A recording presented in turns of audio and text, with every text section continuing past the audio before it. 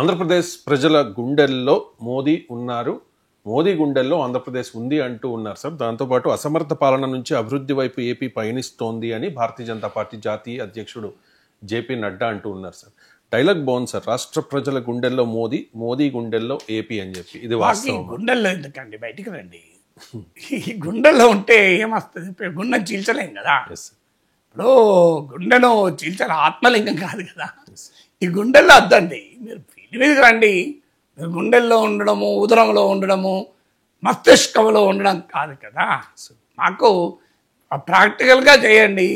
ఎందుకంటే విశాఖ ఉక్కును పరిరక్షించింది మీరు. విశాఖ ఉక్కు ప్రజల్లో గుండెల్లో దడపుట్టిస్తున్నారు కదా. ఆంధ్రప్రదేశ్ ప్రజల్లో విశాఖ ఉక్కు కార్మికుల్లో ఏళ్ళ తరబడి గుండెల్లో దడపుట్టిస్తున్నారు కదా. గుండెల్లో ఉండి మీరు గుండెలు తీసిన బంటు లాగా అయిపోయారు కదా. మా విశాఖ ఉక్కు కార్మికులు అడుగుతున్నారు, సార్ మా గుండెలు దడపుట్టుకుంటున్నాయి సార్, మా పరిస్థితి అంటే లేదు మీ గుండెల్లో ఉంటాను నేను. కానీ మీరు గుండెల్లో ఉండడం వల్లనే దడపుడుతుంది. ఇప్పుడు సమస్య అదే కదా.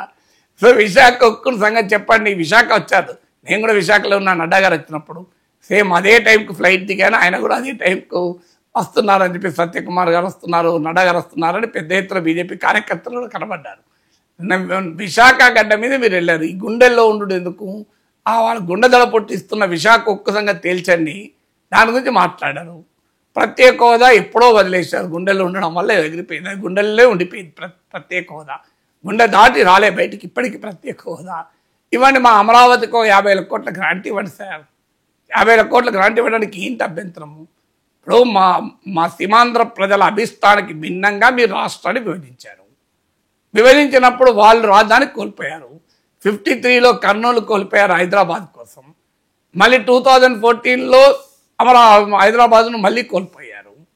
మరి ఎన్నిసార్లు కోల్పోతారండి? చెన్నైని కోల్పోయారు మొదటిసారి, రెండోసారి కర్నూలు కోల్పోయారు, మూడోసారి హైదరాబాద్ను కోల్పోయారు. మొదటి 2 సార్లు కనీసం వాళ్ళ అభిష్టానికి అనుగుణంగా, ఎందుకంటే మద్రాసు నుంచి విడిపడాలని ఆ పొట్టి శ్రీరాములు మహనీయుడి ఆత్మ బలిదానంతో రాష్ట్రం వచ్చింది. అప్పుడు ప్రజలు కోరుకున్నారు, పోనీయండి మద్రాసు వదిలేసి కర్నూలుకి వచ్చారు.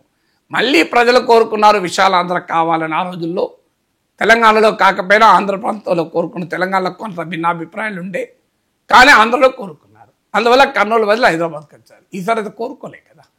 ఈసారి వద్దని సమైక్య ఉద్యమాలు కూడా నడిచాయి కదా. మరి ప్రజల అభిష్టానికి భిన్నంగా మీరు పార్లమెంటు రాష్ట్రాన్ని విభజించింది. అందులో బీజేపీ పాత్రధారి, సూత్రధారి. ఎందుకంటే అది సుష్మా స్వరాజే చెప్పారు, అమ్మే కాదు చిన్నమ్మను కూడా గుర్తుంచుకోండి అని. మరి మీరు ఏం చేస్తున్నారు? పార్లమెంట్లో వెంకయ్య నాయుడు, అరుణ్ జైట్లీ జీలే కదా అడిగింది. 5 ఏళ్ళు ఇస్తామని మన్మోహన్ సింగ్ అంటే 10 ఏళ్ళు ఇవ్వమని. మీరే వెంకన్న సాక్షిగా 15 ఏళ్ళు ఇస్తామని చెప్పారు కదా. మరి ఎక్కడ పోయింది ప్రత్యేక హోదా? ఆఖరికి రాజధాని నిర్మాణానికి మీరు ఏం చేస్తున్నారు? మట్టి నీళ్లు పట్టుకొచ్చారు కదా. మా చంద్రబాబు నాయుడే చెప్పారు కదా, మట్టి నీళ్లు మొక్కాన కొట్టారు తప్ప ఏమీ చేయలేదని. ఎవరో చెప్పింది కాదు, చంద్రబాబు నాయుడు చెప్పింది అయితే మేము నమ్ముతాం కదా. చంద్రబాబు నాయుడు చెప్పిన మాట మట్టి నీళ్లు ముఖం మీద కొట్టారని. చంద్రబాబు నాయుడు చెప్పింది అయితే హైలీ క్రెడిబుల్ కదా. ఆయన 40 ఏళ్ళు తెలుగు రాజకీయాలు శాసించినటువంటి మహానాయకుడు. ఆయన చెప్పింది అయితే అబద్ధం ఉండదు కదా. ఎవరో బీజేపీని వ్యతిరేకించే వాళ్ళు చెప్పారంటే ఓకే, చంద్రబాబు నాయుడు చెప్పిన మాట ఇది. మొహం మీద మట్టి నీళ్లు కొట్టి వెళ్ళిపోయాడు మోడీ అని. అయ్యా ఏమంటున్నాం? అయ్యా అమరావతికి ఒక 50,000 కోట్లు ఇవ్వండి. 5 ఏళ్ల పీరియడ్లో, నేను అడిగేది 1 ఇయర్ కాదు, 5 ఏళ్ల పీరియడ్లో కేంద్ర ప్రభుత్వ బడ్జెట్ ఎంత? 250 లక్షల కోట్లు. 250 లక్షల కోట్లలో 50,000 కోట్లు ఇవ్వంటున్నాయి. ఏం తప్పండి మేము అడుగుతున్నది? మీరు ఎంత నెగ్లిజిబుల్ చెప్పండి. ఎవ్రీ ఇయర్ బడ్జెట్ 50 లక్షలు. బీహార్లో ఇవాళ చూడండి మీరు ఎన్ని లక్షలు, 45,000 కోట్ల అభివృద్ధి పనులకు శంకుస్థాపన చేస్తున్నారు. ఎన్నికలు ఉన్నాయి కనుక 45,000 కోట్లు. బడ్జెట్లో 56,000 కోట్ల రాయితీలు ఇచ్చారు బీహార్లో ఎన్నికలు ఉన్నాయి కనుక. మరి మీ గుండెలో మేమున్నాం, మా గుండెలో మీరున్నారు. మాకు మాత్రం వరల్డ్ బ్యాంక్ లోన్ ఇస్తారు అమరావతికి, వడ్డీతో సహా. మళ్ళీ తెలుగు బిడ్డలే ఆంధ్రప్రదేశ్ బిడ్డలే కట్టుకోవాలి. మరి బీహార్లో మరి మీరు 45,000 కోట్ల ప్యాకేజ్ ఇచ్చినప్పుడు అమరావతికి 50,000 కోట్ల ప్యాకేజ్ ఇస్తే తప్పేంటండి? బెంగళూరు మెట్రోకు మీరు డబ్బులు ఇచ్చారు, కొచ్చి మెట్రోకి డబ్బులు ఇచ్చారు అక్కడ ఎన్నికలు ఉన్నప్పుడు.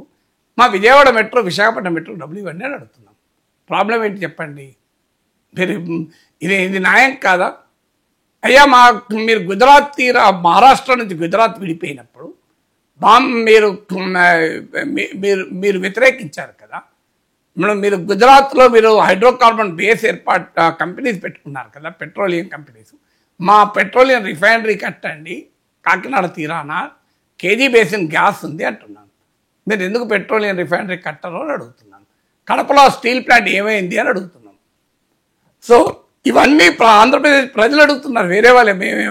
ఏమి తప్పు ఉందో చెప్పండి.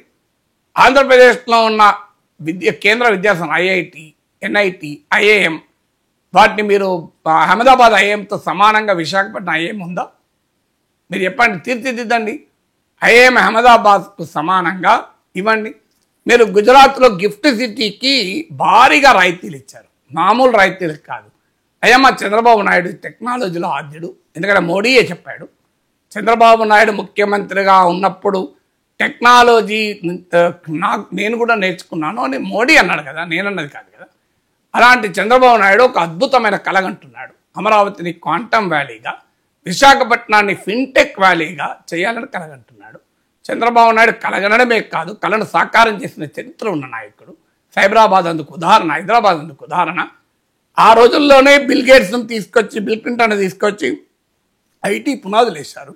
చంద్రబాబు నాయుడు వేసిన ఐటీ పునాదులు ఇవాళ ప్రపంచవ్యాప్తంగా మధ్యతరగతి తెలుగు కుటుంబాలలో ఒక వెలుగులు నింపింది. మరి అలాంటి చరిత్ర ఉన్న నాయకుడు ఫిన్టెక్ వ్యాలీ డెవలప్ చేస్తున్నాడు. మీరు దానికి గిఫ్ట్ సిటీకి ఇచ్చిన రైతులు వైజాగ్ ఫిన్టెక్ వ్యాలీకి ఇవ్వండి. గిఫ్ట్ సిటీకి ఇచ్చిన రైతులు అమరావతి క్వాంటమ్ వ్యాలీకి ఇవ్వండి. క్వాంటమ్ మిషన్లో భాగంగా అమరావతికి ఒక 10,000 కోట్లు ఇవ్వండి ఆ క్వాంటమ్ వ్యాలీకి. ఇవి దేశం కొరకు కదా. మా లోకేష్ చెప్పింది మీకు గుర్తుందా లేదా నడ్డాజీ? $1 ట్రిలియన్ ఎకానమీ ఆంధ్రప్రదేశ్ చేయాలనేది కలలు కట్టున్నారు స్టాన్ఫోర్డ్లో చదివిన నా బిడ్డ. సో అలాంటి $1 ట్రిలియన్ ఆంధ్రప్రదేశ్ ఎకానమీ అయితే అది భారతదేశం $5 ట్రిలియన్ సహాయం చేయదా? అభివృద్ధి అనేది అహ్మదాబాద్లోనే ఉంటుందా? అభివృద్ధి అమరావతిలో ఉండదా? ఇవి అడుగుతున్నాం కదా. ఈ గుండెల్లో ఉండడం ఎందుకు? ఇవన్నీ చేయండి అని అడుగుతున్నాం. అప్పుడు మిమ్మల్ని గుండెల్లో పెట్టుకొని పూజిస్తాం.